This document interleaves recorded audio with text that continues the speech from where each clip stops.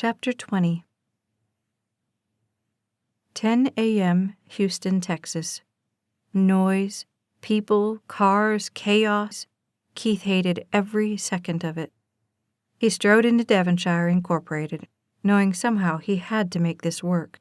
For Dallas, for his father, and for Mr. Henderson.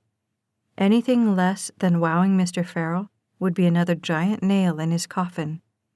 He rolled his shoulders around, trying to get them to be comfortable in the dark business suit as he walked from the elevator to Mr. Lee Farrell's secretary.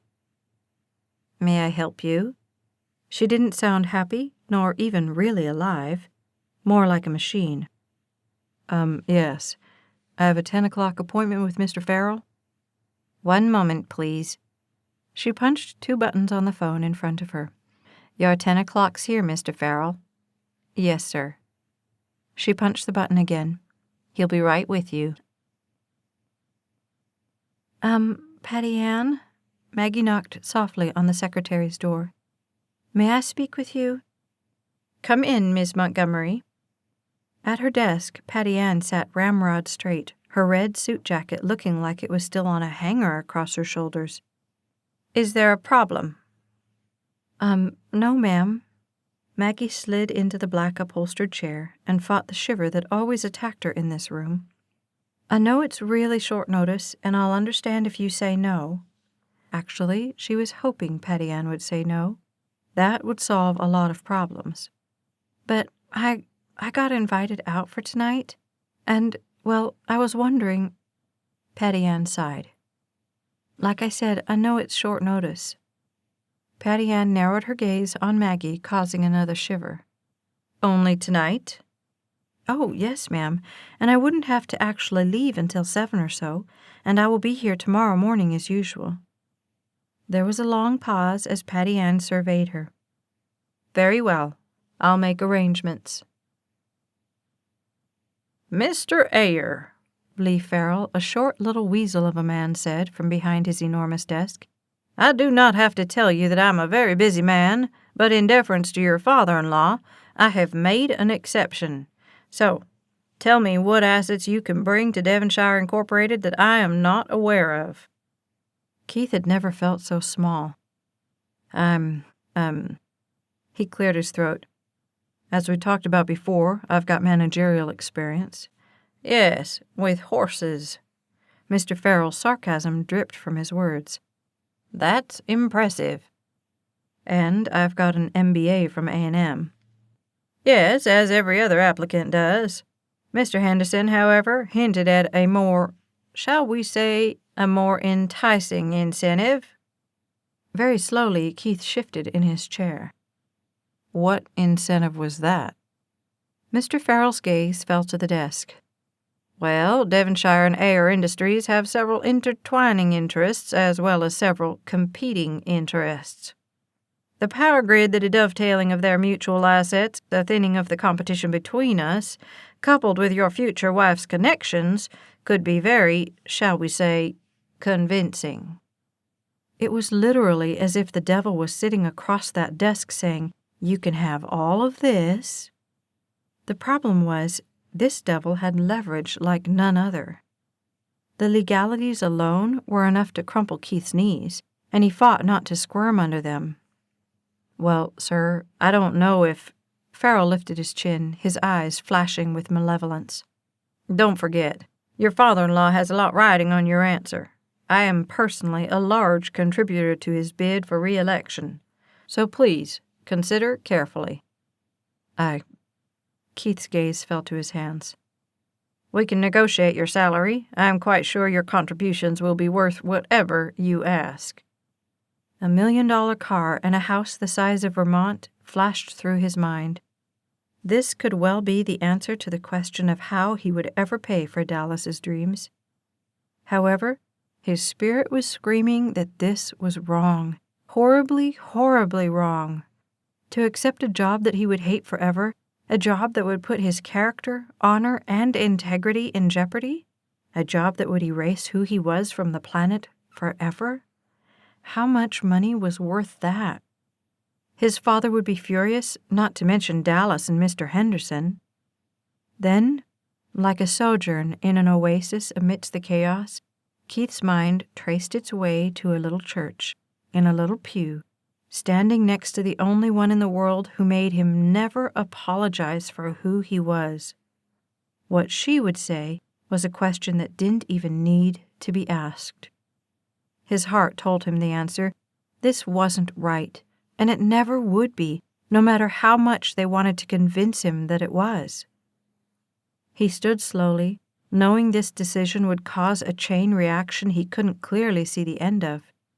However, he knew this was a door he couldn't afford to open. "I'm sorry for taking up your time, Mr. Farrell, but I'm going to have to decline the offer." The little man's eyes narrowed to the point that he was glaring at Keith. "Son, declining this position is not in your best interest. Your father-in-law—" "Well, sir, I think accepting this position is not in my best interest, and if my father-in-law has any integrity at all, he will understand why I cannot accept your offer." Keith held his hand across the desk, but Mr. Farrell never moved. Finally, he let his hand drop, and he walked to the door. "You are making a grave mistake, Mr. Ayer." At the door, he stopped, breathed through the thoughts of each fork in this particular road. The thought of taking the job coiled around him, sucking the air from his lungs so that suffocation seemed likely. Then he pulled in a full breath as the thought of opening this door that led to 1,000 unknowns went through him.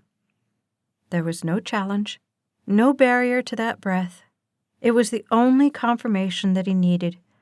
With that, he opened the door, stepped out, and never looked back. Maggie knew as well as anybody what today was. She and Keith had talked about it under the tree on Sunday.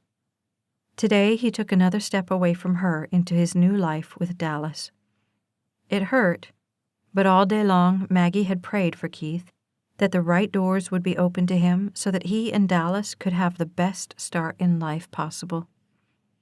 Just before dinner, Patty Ann showed up at the door to the playroom with a woman whose eyes were so dark they were almost black. The rest of her was small shoulders, thin arms, hands with long, spindly fingers.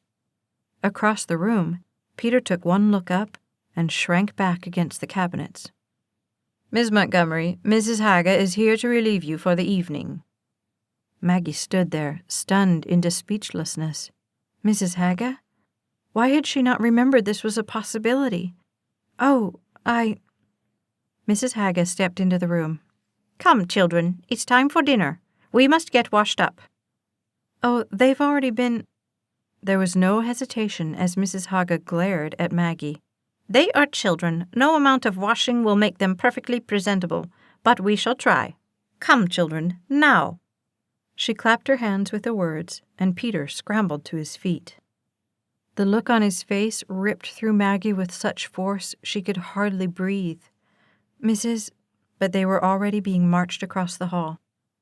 "You are officially off duty, Miss Montgomery," Patty Ann said, and with that, she closed the door. Slowly, Maggie sank to the window seat. How could she go back now? How could she tell them what that monster had done to Peter?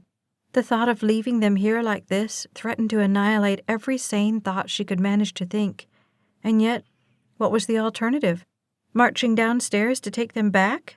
Telling Patty Ann? Calling Greg to tell him no when he was probably already on his way? "Oh God," she prayed softly, "they are just babies. Please protect them." Dallas made the connection on Keith's cell phone 10 minutes before he got back home. He had stopped at Walmart for supplies, and something about just walking and thinking had kept him there far longer than he should have stayed. It was almost 7 when he got to the last turn before the gate. He'd even decided against going to the stables. Surely Tanner and Ike and Jamie had been able to handle everything. "So, how did it go?" Dallas asked in anxious excitement. "The first hurdle." "Well, he made me an offer I couldn't refuse." "Fabulous!" Dallas squealed. "Tell me all about it. I want the details." He was far more casual than he ever thought he could be. "Well, there's only one that really matters." "What's that?" She had never sounded more excited. I refused it. That stopped her. Refused it? Refused what? The job, the offer, all of it. What?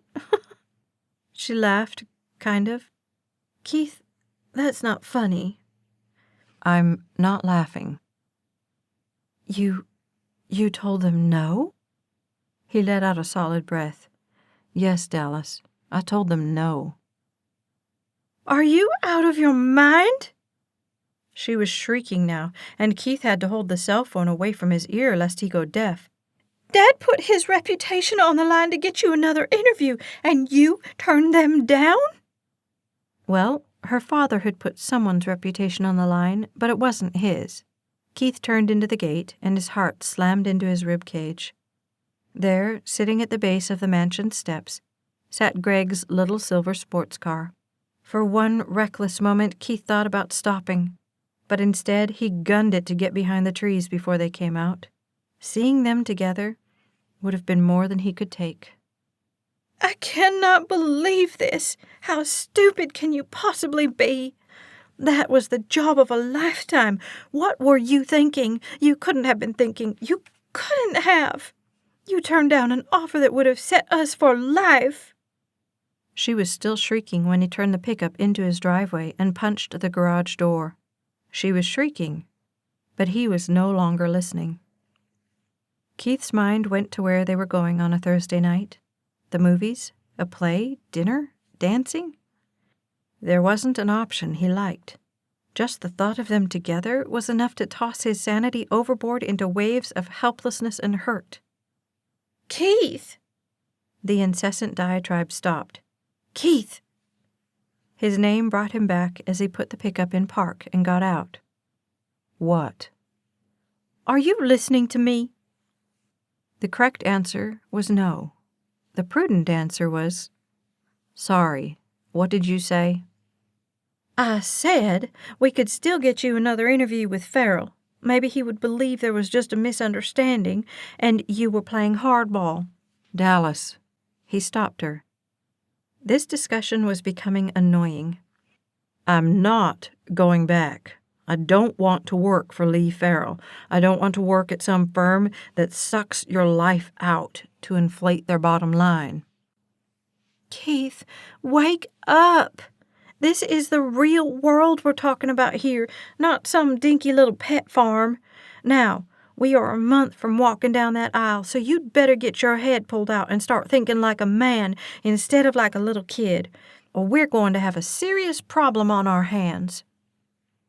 Look, I'm not cut out for office life. I never have been. You have an MBA. What were you going to do with that? Feed horses your whole life? He did not have the sanity to explain that the MBA was his father's idea, nor that feeding horses all day was what had kept him from throwing himself off a cliff for all those years. Instead, he shook his head. I've got to go. Go? We're not finished yet. Yeah, well, I am. And he clicked the phone off, threw it to the counter, and went to take a shower. Trapped in this monkey suit, he felt dirtier than he had his whole life. Give me a good scotch any day. It's the best way to unwind, Greg said as they sat at the bar waiting for their table. Are you sure you don't want anything? He tipped the glass up until the ice cubes clinked against the side when he put it down. No thanks. Maggie's gaze wandered through the darkened bar area of the restaurant. She had never been in a place so fancy. She knew she should be adequately impressed. However, the only thing she could concentrate on was how badly she wanted to go home to check on how Peter and Isabella were doing. Dear Lord, please keep them safe. The shower hadn't helped much. Keith knew he should be worried about Dallas and what happened next, but that paled in comparison with the fact that Maggie was out with Greg. Again. The sun had dipped below the horizon, and Keith stepped out onto the porch, a beer in one hand, grief filling his heart. He leaned there on the doorpost and gazed across the patio to the swing she had sat on so many nights before with Greg. He couldn't get a clear picture of Greg, but he could see her as if she still sat there. He took a drink, pushed away from the doorpost, and ambled over to the swing. All he wanted was to get closer to her, even as it felt as if she was moving away.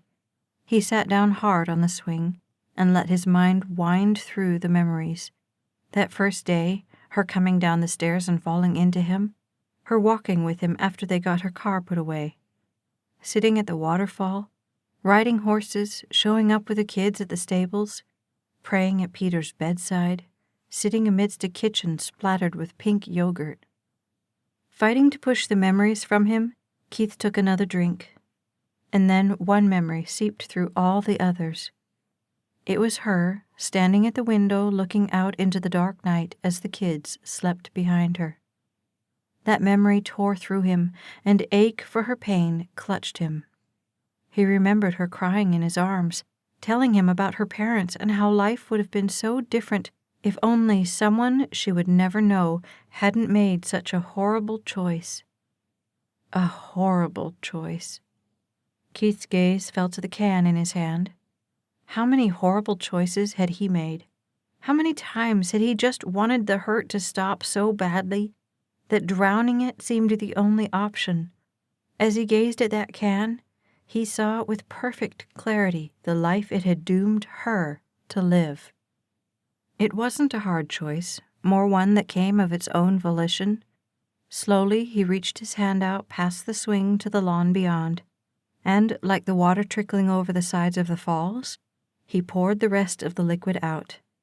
He closed his eyes, feeling the desire for it go. Then he sat back and let himself feel what life was like on the other side of that door. A scotch before dinner, 2 glasses of wine with dinner, and now they were at the bar with Greg's friends. Thankfully, Virginia wasn't invited to this little soiree. At least, that was one thing to be grateful for. "Dance?" Greg asked, standing from his chair and offering Maggie his hand. She put hers in his and let him lead her to the floor. Once there, he took her in his arms, and she put her head on his chest, more so she didn't have to look at him than because she wanted to get closer. He bent his head so his mouth was close to her ear.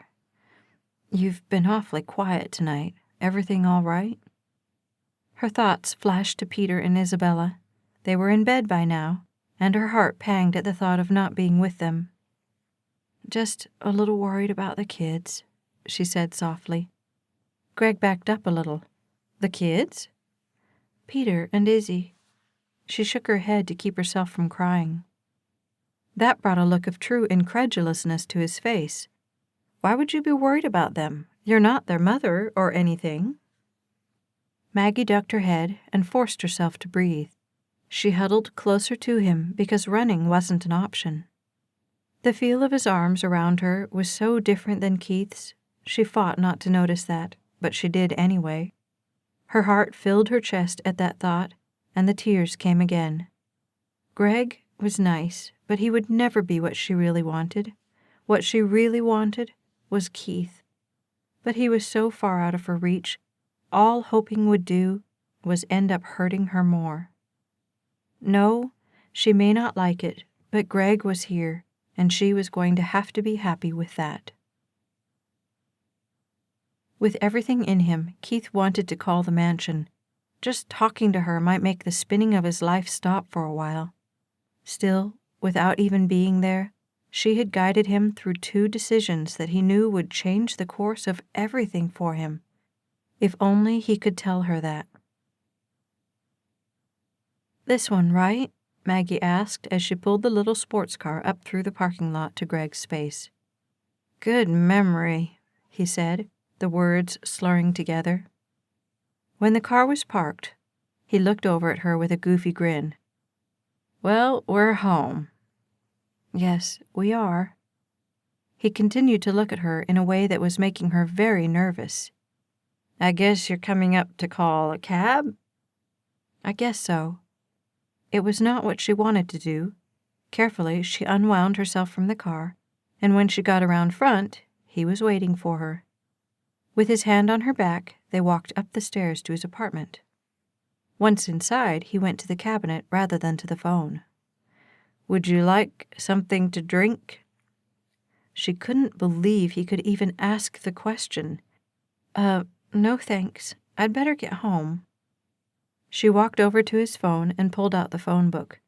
Across the kitchen, she heard the clink of ice cubes. Quickly, she pulled the phone up, dialed the number, and asked for a ride. However, midway through the phone call, she could feel him right behind her. Even after the cab company was gone, she held the phone, stalling a few more seconds. Finally, she knew she couldn't stand there holding the phone until the cab came, so she hung it up. She turned and tried to smile at him. "Well, thanks for tonight." She pulled her purse strap up her shoulder and anchored it there with her opposite hand. "I had fun." "You know," Greg set his drink on the countertop behind her, "you really don't have to leave. I'm free all night." He leaned into her, and the smell of alcohol and smoke on him was overwhelming. "That's nice," she pushed him away. "But really, I have to get home. It's after 2. "So?" He leaned in again, this time more forcefully. "So, I have to be up in 4.5 hours. "All the more reason to stay." His breath, hot and sticky, grazed her neck as his hands brushed her hair back off her neck. Maggie shrank back from his advance until she was pinned to the counter.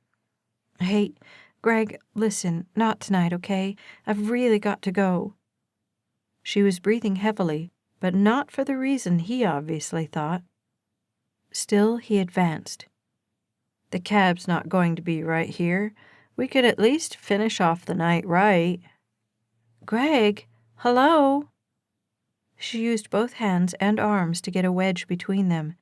"Stop it." "Maggie." He pawed the back of her head. "Maggie, I want you so bad." The sound of the horn out the front was the best thing she had ever heard. "The car's here." She pushed to get free of him. "Greg, the car's here. I've got to go." And with that, she broke free and fled. The trip home was the longest ride of her life. It compared only to the moves she had made to different homes, only this ride was different than those. This time, she was trapped, not by someone else's mistakes and decisions, but by her own. How could she have been so blind as to trust Greg? Sure, he was a nice guy, but nice guys tended to not be so nice when the alcohol took over. She had learned that frightening fact more than once. It had happened often enough throughout her life to make her leery of the next time it did. Lest she drown in the memories, she forced herself to think of something else. The kids were her first thought, and that too brought a slap of pain. She had left them in the clutches of a monster. Why? Because she didn't want to let Greg down? How stupid was that? She leaned her head back on the seat and watched the lights of Houston stream by. So many, many things she would change if she could. So many heartaches she never wanted to feel again. As her mind wound to the one that could change everything, a single tear escaped her eye, and she didn't even reach up to brush it away. He had his life, and as scant as it was, she had hers. That was how it was, and she had to either accept it or let it kill her completely. The trouble was, she couldn't decide which would hurt the most. Friday morning, Maggie awoke with a start. Her first thought was how badly her head hurt. Her second was that the sun was up and brighter than normal. With a jerk, she looked at the alarm clock. They had 15 minutes to be downstairs for breakfast. In the next breath, she was up and grabbing for her clothes. It took less than 4 minutes, and with no makeup coupled with a ponytail corralling the hair she hardly brushed, she raced first to Peter's room to wake him up. Peter, it's Friday morning. Time to get up, sweetheart." The child rolled over and rubbed his eyes. "Come on, sweetie, we're going to be late for breakfast." She went into his closet and grabbed an outfit. "I'll be right back to help you." With that, she ran across the hallway to Isabella's room. The blinds were shut, causing the room to be a deep, shadowy gray. "Baby girl, hey, good morning." She went to the crib and laid her hand on the child's back. "Wake up, little one. It's breakfast time." In Isabella's closet, she turned on the light and took out a pink outfit complete with baby capris. She snapped the light off and strode for the crib. Still asleep, Isabella barely moved as Maggie picked her up and took her to the changing table. It was like she was on autopilot, and in no time the little girl was changed and ready, except that she was still asleep. Maggie tucked her onto her shoulder and went to help Peter. "Morning, little man. How are you?" She laid Isabella on Peter's bed and helped him with his shirt and then his pants. Frantically, she raced to the closet for socks and shoes. Sitting on his bed, she swept him up to her lap and worked the socks and then the shoes on the little feet. He rubbed his eyes. "Are you leaving today?" "No, sweetheart, but we're going to be fired if we don't get down to breakfast, like, super fast." Maggie stood him off, leapt to her feet, and grabbed up Isabella. "Come on." "What are you going to do, then?" his father asked in dissatisfaction as Keith sat across from the desk, having been summoned for a meeting he would rather have skipped. "I'm not sure, but Devonshire is not it." That much, and only that much, he was sure of. His father frowned. "You do realize that Dallas is accustomed to living at a certain level. Lowell is beside himself with worry for her." "I'm sure. Not to mention himself," Keith thought. "But there are things in this life that are more important than having enough money to make everyone else respect you." "Humph. Like what?" "Like respecting yourself, and having values and principles you don't sell down the river for a few bucks." How he felt so calm, he had no idea. He slid his fingers together loosely. "We'll be okay." Displeasure crossed his father's face. "How do you know that? You don't even have a job lined up, nor, according to Lowell, a house." "Because something's going to work. I just have to wait for the right doors to come open." His father's face fell further. "You're talking in riddles, Keith. You have to make some solid plans here. You can't keep a wife happy on dreams and hopes and wishes.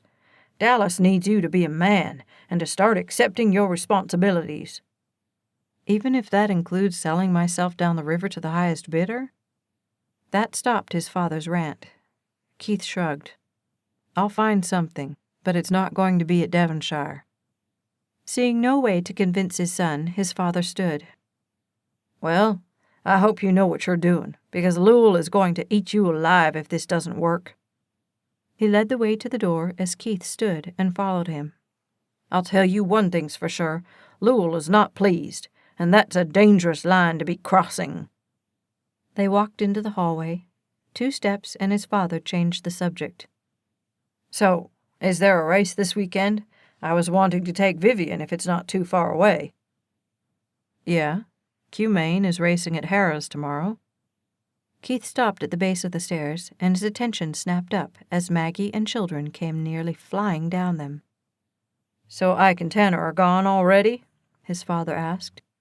Yeah. They left yesterday afternoon." "Oh." Maggie pulled up short midway down the bottom curve. "I'm sorry, sir. We're a little late for breakfast." Concern slid through Keith. She looked pale and harried, and not at all like the Maggie he knew. "Yes, I believe Mrs. Ayer is waiting for us all," his father said. He turned to Keith. "I guess that means you'll be taking care of things this weekend." "Here?" His father glanced at his children and pursed his lips. "I think it might be wise if you check in on things, just to make sure." On cat feet, and without directly looking at Keith, Maggie slipped past them. Her heart was set on permanent spin. "I smell waffles." She shook her shoulder a bit. "Izzy, time to wake up, baby. Waffles." They walked into the dining room, and a face that would have frozen Africa met them. "Well, it's about time," Vivian said. "Miss Montgomery, if you are going to take time off to go on your little rendezvous, I expect you not to be late and keep the rest of us waiting." Mr. Ayer stepped in behind her. "I'm sorry, ma'am, really. My alarm clock didn't—" "This is not a time for excuses." Vivian rapped on the table. "Inez!" Like she was a trained seal, Inez appeared with a stack of waffles and a plate of sausage. "It's turkey sausage, just as you requested, ma'am. Would you like anything else?" "A glass of orange juice, please," Vivian said, and Inez walked out. You would think after all these years she would know not to set the milk in front of me. Ugh. Vivian picked up the crystal pitcher and handed it to Maggie to put down the table. Maggie was still trying to wake Isabella up. She set the pitcher next to Peter. "Izzy, sweetheart." Only then did the child move, just a little. "Vivian," Mr. Ayer said as he forked into the waffles. "Keith just informed me that one of the horses will be racing in Louisiana this weekend. I thought it might be a good time to get away, what with a wedding coming up and all. It might be our only chance before the middle of June. I thought we could leave this evening, if you want to." "Do you have the box secured and the hotel booked?" He waved the question off. "I'll get Charisse to do it when I go into the office today." Mrs. Ayer glanced at Maggie. "Who will be watching the house?" "I asked Keith to keep an eye on things, and Patty Ann will be here, too." She looked all but horrified. "Keith? Are you sure that's a good idea?" He stopped eating for a moment. "He needs some responsibility on his shoulders. Maybe that will help him get his head on straight." She sighed dramatically. "Well, I guess it would do me some good to get away for a weekend. I certainly won't have a chance after this."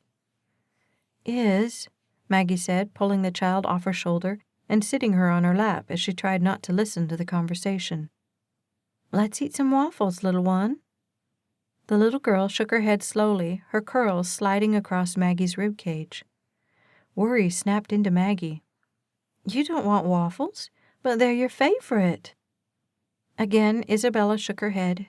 Maggie corkscrewed her mouth as she looked down at the child. "I don't think you feel very good. We're going to have to let you lay down a little." She stood from the table. "I think I'll just take her upstairs." Instantly, Peter was on his feet. "I'll go too." Maggie looked down at his plate with a full sausage and nearly as much waffle left. "Why don't you stay down here and eat?" He wound his hand through hers. "I want to go with you." Seeing no other option, Maggie nodded. "If you'll excuse us." By lunchtime, Isabella was decidedly sick. Even the pediatric hydration liquid hadn't stayed down. The night before was looking less and less worth it all the time. For the third time that day, Maggie put Isabella in her crib with the child already asleep. She laid her hand on her back and said a soft prayer. Then she turned and took Peter's hand as they tiptoed out. "Miss Montgomery," Patty Ann said, striding down the hall and meeting them at Isabella's door. Instantly, Maggie held her finger to her lips. "Shh, Izzy isn't feeling good." "Yes, well." Patty Ann waited until the door was closed, but didn't lower her voice.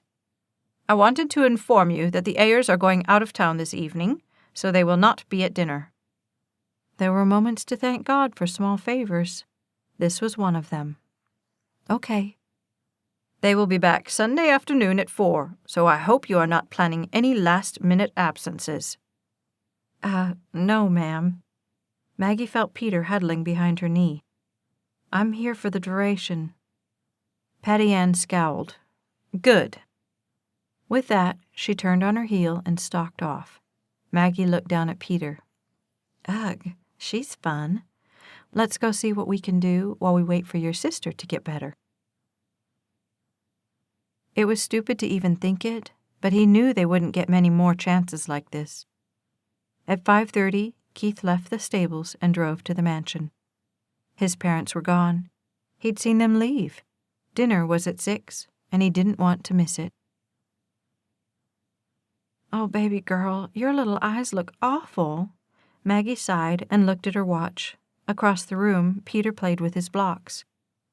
I guess I'll have to see if Inez will let us eat up here. You don't look like dinner material." Knowing she was going to get reamed for it, Maggie went down to the kitchen. "Izzy's still sick. Is there any way we can take some plates upstairs and eat up there?" Inez looked horrified. "Eating upstairs? Patty Ann would fire me on the spot." "Well, Patty Ann is gone for the day." Maggie put her hands on her hips, not willing to roll over and play dead. "Peter is hungry, and so am I. Izzy can't come down here, and I'm not leaving her up there in the shape she's in. So that doesn't leave us many options, does it?" Keith heard the voices in the kitchen and followed them that direction. "But Miss Montgomery, one spot on the carpet, and you know—" Her words trailed off as Keith walked in.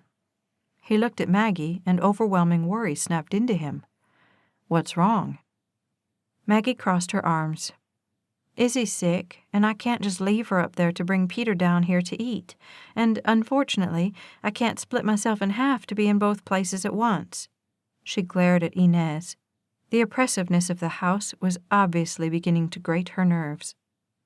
"Oh." Keith didn't want to make the suggestion because he had really hoped they could eat together, but it was the best option. "Well, I could eat with Pete, and then I could watch them while you eat." Her gaze was less than certain.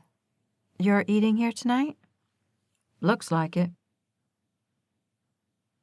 Maggie was in the rocking chair with Isabella again, holding her, stroking her hair, when suddenly she felt something strange at the back of the child's head. Worry collapsed over her. "What's this?" Rounded out, it felt like the outside of a golf ball. Isabella let out a whimper of pain as Maggie lightly rubbed across it. "Knock, knock," Keith said, softly knocking on the door as he and Peter appeared there. Maggie barely looked up. "We brought you some dinner, smuggled it up ourselves, right, Pete?"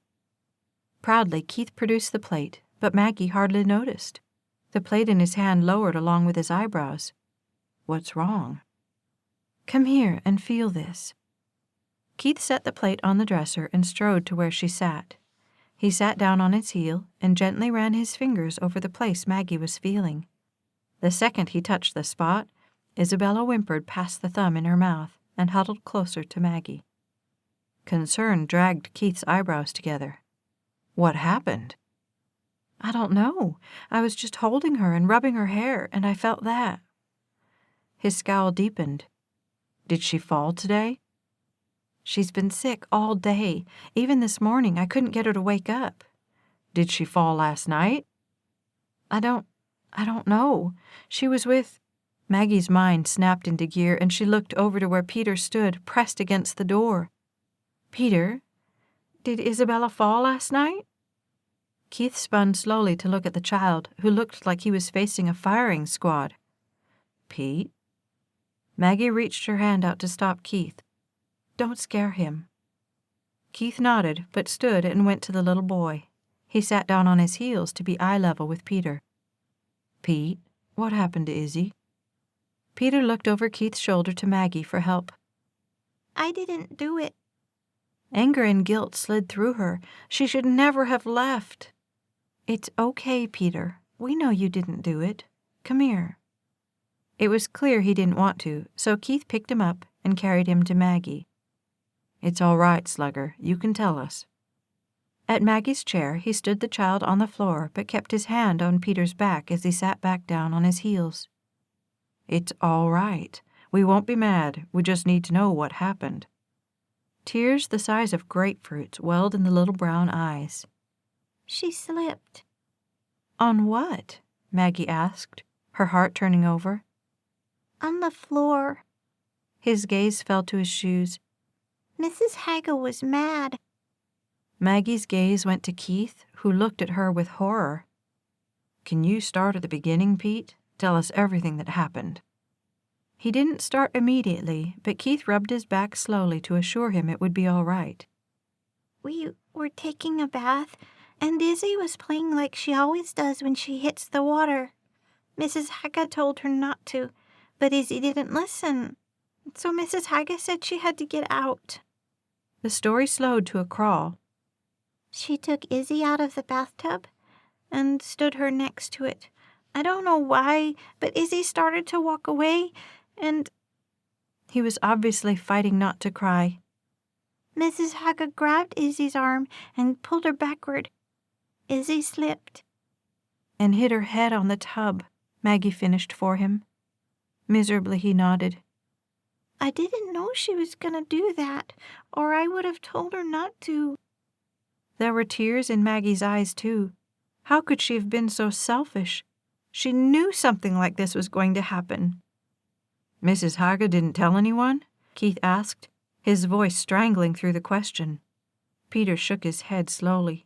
She told me not to. I should have known, Maggie said in horror. I should have known. Keith looked at her with patient, gentle eyes. How could you have known? She gazed right at him. Lying wasn't even an option.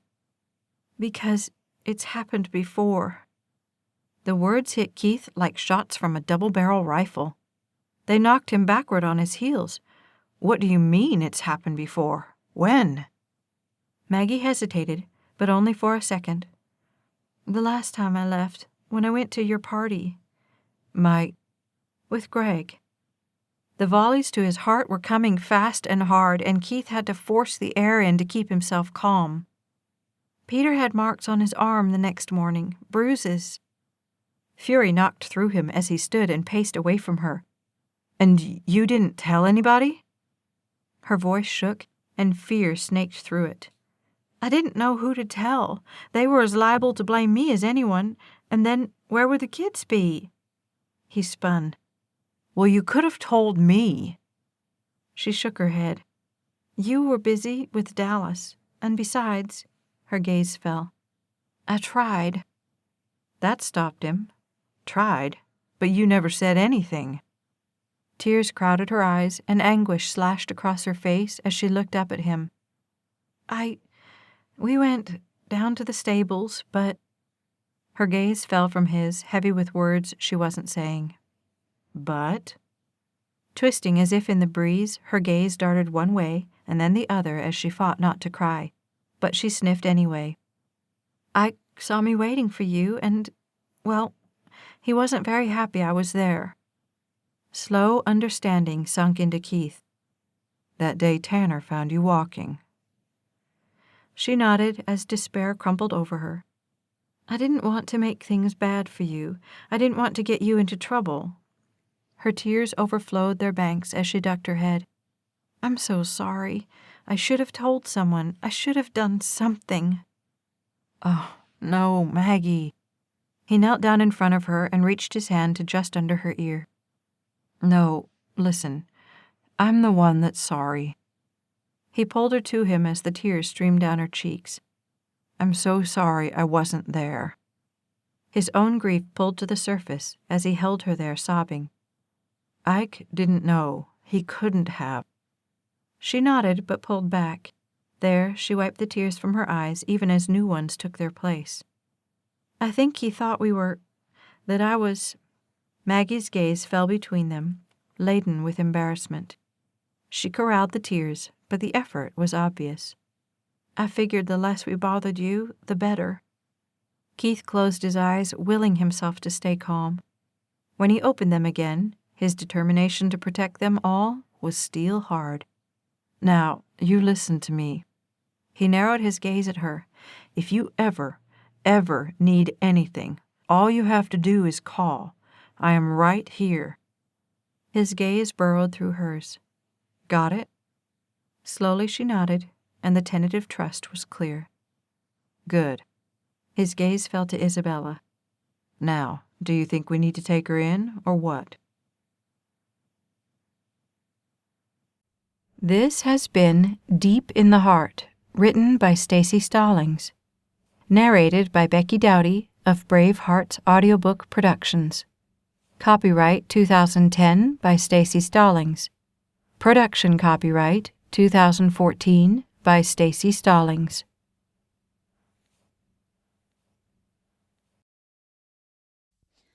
Like and subscribe to the Staci Stallings YouTube channel so you never miss a second of the story.